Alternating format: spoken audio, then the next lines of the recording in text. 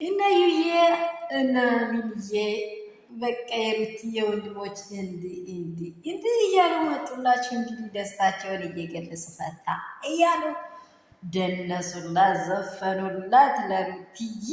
ውፋይ ይገባሻል ብሎ ሊገባሻል አሏት። በቃ እኔ ያው በእርግጥ ዘፈኝ ላይ ብዙ የለውም። እናንተ ታውቁታላችሁ። በቲክቶክ ፈታ ዘና እያሉ መጥተዋል። እንግዲህ በካራቴ እያንዳንዱን እያስለቀቁ ነው ከሰፈር እያሉ መስመር ያዝ እያሉ ነው። እንግዲህ በጣም ደስ የሚል እንትን እያደረጉ ነው ያሉት። ሁላችሁም በቲክቶክ በአዲስ ነገር መጥተዋል።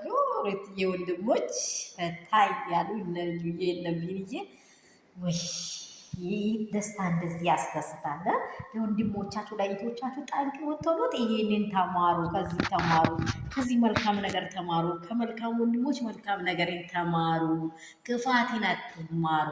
ክፋት አያስፈልግም።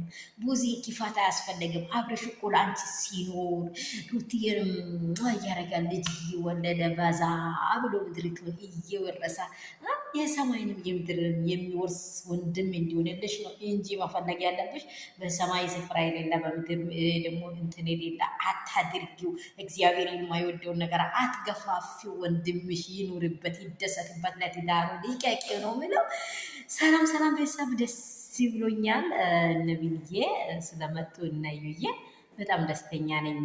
በእውነት ለሩትዬ የሚገባትን ፈታ የሚያደርግ ነገር እያጫወቱ ነው። እንግዲህ ለአብርሽ ትላንትና ብሏል፣ ለእኛ አንተ መንገድ ነህ፣ አንተ ለእኛ በጣም ትልቅ ሰው ነው፣ አስተማሪያች፣ ከአንተ ብዙ ነገር ለምደናል። ይሄ መልካምነት ባይዘው ቀላል አይደለም። ወንድምን በጎን ይዞ ማደግ ማለት ትልቅ እድል ነው። ስለዚህ አብርሽ ትልቅ ትሁት ሰው ከነስሙም የተባረከ ሰው ነው። ደግሞ ከነስሟም ደግሞ የተለየች ዘውድ የሆነች ምስት ናት። እውነት በቃ ምን ልበላችሁ፣ እኔ እንጃ። በትር እንደዚህ በእጅ ይዘህ ውጣ እስከሚባል ዘመን ብቻ ይኖሮ ብዝዝት ያለ እድሜ ይኖሮ አብርሽና ሩትዬ። የፈለጋችሁ ደግሞ የምትወዱት ላይኩን እንዳትረሱ፣ ደግሞ ኖቲፊኬሽን እንዲገባችሁ እሷን ማጥቆር ደግሞ እንዳትረሱ። ሰብስክራይብ አድርጉ፣ አሳድጉኝ። ገና ልጅ ነኝ እኮ ታውቃላችሁ እንግዲህ